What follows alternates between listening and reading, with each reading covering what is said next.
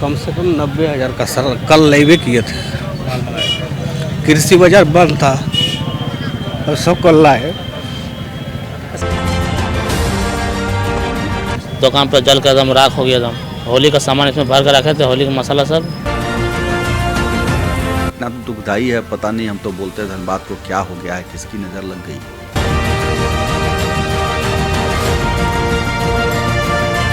यहाँ पेकड़ी के जो अड्डा लग रहा है एक दुकान के माध्यम से, उस दुकान को हटाना चाहिए। धनबाद के सराय ढेला स्टील गेट के पास बीती सोमवार की रात करीब 11 बजे के आसपास यहाँ पे आग लगी। ये सब्जी मंडी है, जो तस्वीरों के जरिए आप देख सकते हैं कि सब्जी मंडी में रात में 11 बजे आग लगती है। यहाँ 9 बजे के बाद दुकानें बंद हो जाती है, क्योंकि कहा जा रहा है कि 9 साढ़े 9 के बजे के आसपास इन सभी दुकानों में जो जनरेटर की लाइन है वो कट जाती है। स्वाभाविक है कि जब 9:30 बजे तक लाइन कट जाती है तो फिर दुकानें जो है वो स्वतः बंद करके और वो अपने घर वापस लौट जाते हैं। और आसपास के जो लोग हैं वो भी बता रहे हैं कि 10 बजे तक यहाँ बिजली कट गई थी और सभी दुकानदार, जो पास में भी दुकानें आपको अस्थायी दुकानें नजर आ रही है, ये सभी अस्थायी दुकानें हैं। जहाँ पे आग लगी है ये सभी अस्थायी दुकानें हैं, जिसमें ज्यादातर सब्जी की दुकानें हैं, मसाले की दुकानें और तमाम तरह के जो खाने पीने की जो वस्तुएं बिकती है उसकी दुकानें हैं। उसमें से ज्यादातर वो सामान की बिक्री होती है जो प्रायः खराब होने का खतरा रहता है। कच्चे माल ज्यादा बिक्री यहाँ पे होते हैं। बड़ी बात यह है कि 15 दुकानों में आग लगी और 11:15 बजे के आसपास यहाँ पे लोग आग बुझाने के लिए जुटे।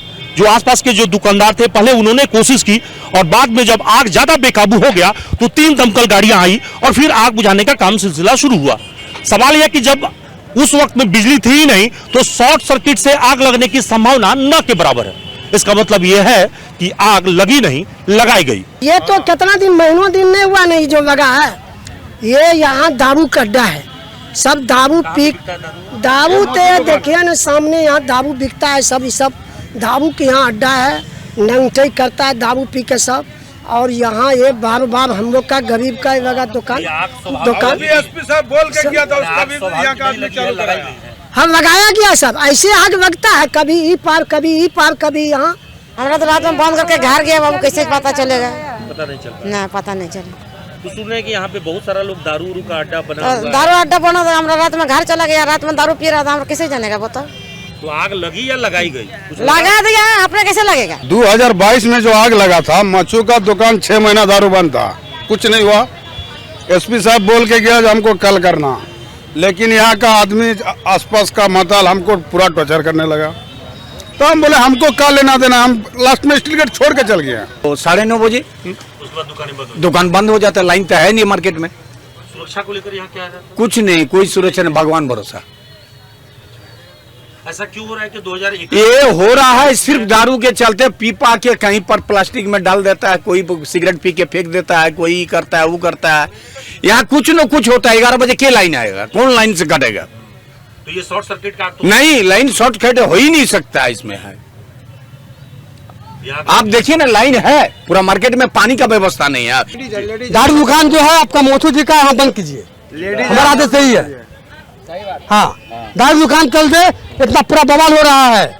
50 को आदमी डेली इसका दुकान में रहता है, 50 को डेली। अगर आप लेडीज रास्ते टूंडी से झोला में ला के हम सब दुकान में देखते हैं बैठ के। अब जानेंगे कि आग लगी नहीं, लगाई गई, तो ये साजिश करता कौन होगा। साजिश इसलिए कही जा रही है कि ये इस जगह पे अब तक 2 बार पहले भी आग लग चुके हैं। 26 नवंबर 2022 को आग इसी जगह पे लगी थी और इसके बाद 29 मार्च 2021 को भी इसी जगह पे आग लगी। ये स्वाभाविक नहीं हो सकती है कि 2 बार आग यहीं पे लगी। और मजे की बात यह है कि होली के जस्ट पहले आग यहाँ लगती है। इस बार भी होली आने में 15 दिन, मात्र 15-16 दिन ही बचे हैं और एक पखवाड़ा पहले यहाँ आग लगी है। अब यहाँ पे आग लगने की जो वजह बताई जा रही है, तमाम दुकानदारों ने कहा कि आग लगने का सबसे बड़ा कारण यहाँ पे पास में ही एक मोचू है दुकानदार, जो होटल चलाता है और अवैध रूप से शराब बेचता है। उसकी बात भी हम सुन लेते हैं कि उसका क्या कहना है। दुकान के मालिक है। हाँ, क्या नाम हुआ आपका? हमारा नागेश्वर सिंह हुआ।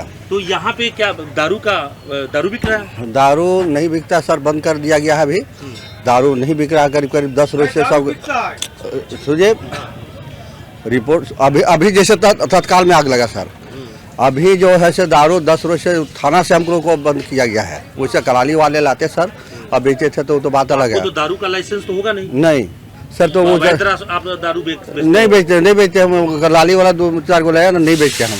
लेकिन ये जो है अभी जो तत्काल में सब लोड कर रहा है कि नहीं ये दारू हुआ, लेकिन तत्काल में कौन आग लगा रहा है, कैसे आग लगा रहा है, इसको नहीं खोज रहा है। दारू बेचना बंद कर दिया अभी? अब तो बंद था, हमारा 10 रोज से बंद है सर। बंद है? हाँ, दारू नहीं बिक रहा है? एकदम नहीं बिक रहा था। लेकिन लोग वो सब जो है सर लगा हुआ है कि मैंने सबका कहना यही है कि दारूबाज। हाँ, यही सब यही है। लेकिन सही चीज अब गांजा सिगरेट का आप पकड़ सकिएगा तो बात अलग है। और बात है कि जो है मैंने जो हम लोग वहाँ थे और यहाँ सब मुझसे ऑब्जेक्शन दारू पर दे रहा है, तो क्या करिएगा। 10 वो मुँह है, सब किसी बोल रहा है, किसको बोल सकते हैं। कितने बजे तक होटल चलाते हैं? 9 बजे तक सर। 9 बजे के बाद ही खुली नहीं रहती? नहीं सर। तो यहाँ बताया जा रहा है कि कुछ लोग जो है अड्डाबाजी करते हैं, आपके यहाँ दारू पीते हैं, ऐसा होता है क्या? ये ऐसा तो नहीं होता है यहाँ पे सर।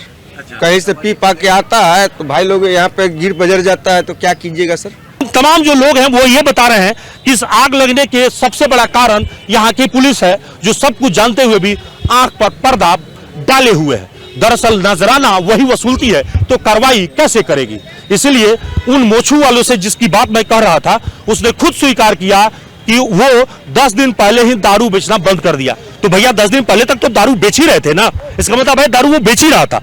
और इसकी बड़ी बात यह है कि यहाँ पे जो पुलिस है वो कार्रवाई नहीं कर रही है। दुकानदार जो है इस वक्त में आक्रोश में है, गम में है, गुस्से में है, और सबसे बड़ी बात है कि चिंता में डूबे हैं कि अब उनके परिवार का क्या होगा। रात में जब घटना हुई तो धनबाद विधायक राज सिन्हा यहां पहुंचे और उन्होंने आश्वासन का मदद भी दिया है। और सुबह में भी सीओ के साथ वो पहुंचे थे, प्रशांत लाइक सीओ हैं, वो पहुंचे और इन सभी लोगों को आश्वासन दिया गया। 15 दुकानदारों के करीब बताया जा रहा है कि 20 लाख की संपत्ति जल के खाक हुई है। ये 20 लाख की संपत्ति मत कहिए, ये 20 लाख के सपने उनके चले गए हैं। बाल बच्चों की पढ़ाई लिखाई कैसे होगी, घर कैसे चलेगा, ये उनकी चिंता सता रही है। कल को क्या खाएंगे, क्योंकि जिन दुकानदारों की वजह से कभी आपके घर में रसोई पकते रहे होंगे, आज इनकी चिंता है कि कल इनके घर में रसोई क्या पकेगी, ये सवाल है। और इससे भी बड़ा ज्यादा दर्द है, कई लोगों के आंख में आंसू हैं और चिंता में डूबे हुए हैं। ये तस्वीरें बता रही है कि वो किस चिंता में डूबे हुए हैं। 8 परिवार का पूरा भरण पोषण इन्हीं दुकान के बदौलत थी और अब इसकी चिंता इसलिए डूबी हुई है। ये माँ बहनें लगातार परेशान है कि उनके बच्चे क्या खाएंगे, कैसे जिएंगे। और तमाम महिलाएं दुखी हैं, जो पुरुष हैं वो दुखी हुई हैं। और यहाँ पे कई लोग ऐसे हैं जिनकी पीड़ा यह है कि आश्वासनों के सिवा क्या घर की गाड़ी चलेगी। कम से कम 90,000 का सर कल लेवे किए थे। कृषि बाजार बंद था और सब कल लाए।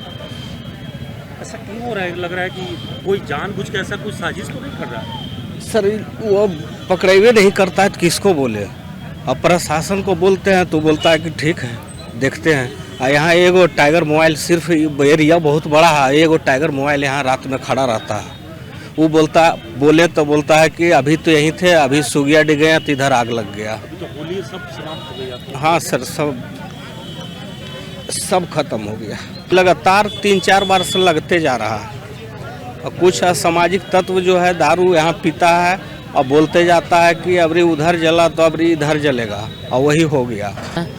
मेरा मसाला दुकान है और ये करीब आग लगा करीब 11 बजे और हमको सूचना फ़ोन आया तो करीब 11:30 बजे हम दौड़ कर आए, देखते दुकान पर जल कर एकदम राख हो गया। एकदम होली का सामान इसमें भर कर रखे थे, होली का मसाला सब, तेल रखा 4 पेटी था और गोलकी जीरा सब महंगा सामान था, सब भरे सब जल के खाक हो गया एकदम। होली की तैयारी किया था, सब पूंजी एकदम खत्म हो गया एकदम।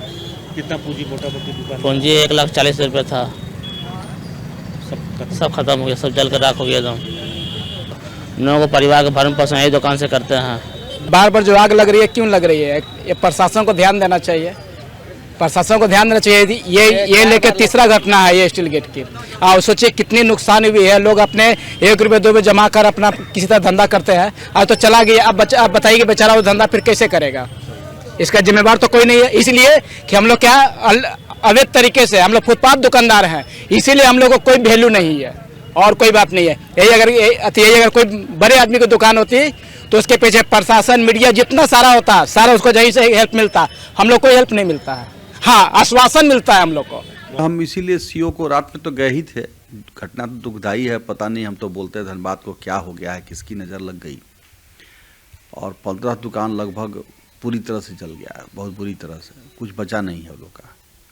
खास किराना दुकान तो है कि उसका लगता है कि राखों नहीं बचा, ऐसी स्थिति है। तो सीओ को भी बुलाए थे सुबह, रात में ही फ़ोन किए थे, लेकिन सुबह आए थे। अभी वो कर्मचारी को निर्देश दिया है उन्होंने। दुकानदारों से भी कहे हैं कि भाई अपना आप आवेदन, अनुमानित लागत, क्षति का आधार कार्ड और जो वेंडर वाला रजिस्ट्रेशन जो होता है नगर निगम से, उसको कॉपी लगा करके कर्मचारी को देने के लिए, और बोले हैं सीओ की कोशिश करेंगे, लेकिन मैं डीसी से भी बात करूंगा। हमने कहा है भी है कि देखिए वहाँ जो लोग अवैध रूप से चला रहे हैं होटल, जो दारू बेच रहे हैं, उन लोग को देखिए, उनको रोकिए। देखिए ये हमारे जितने भी हैं व्यापारी हैं, दुकानदार, छोटे छोटे दुकानदार भाई हैं, बहुत मुश्किल से अपना पूंजी इकट्ठा कर एक छोटा दुकान करते हैं, और ये मिलाकर 3-4 बार ऐसी घटना हो चुकी है। तो यहाँ सबसे ज़्यादा घोर लापरवाही है जिला प्रशासन का, और यहाँ के जो भी प्रशासन ड्यूटी में रहते हैं, कम से कम रात में पेट्रोलियम के माध्यम से देखना चाहिए। और सबसे बड़ी बात यहाँ है कि यहाँ पियकरी के जो अड्डा लग रहा है एक दुकान के माध्यम से, उस दुकान को हटाना चाहिए। उस पर हम लोग एक लिखित शिकायत करेंगे।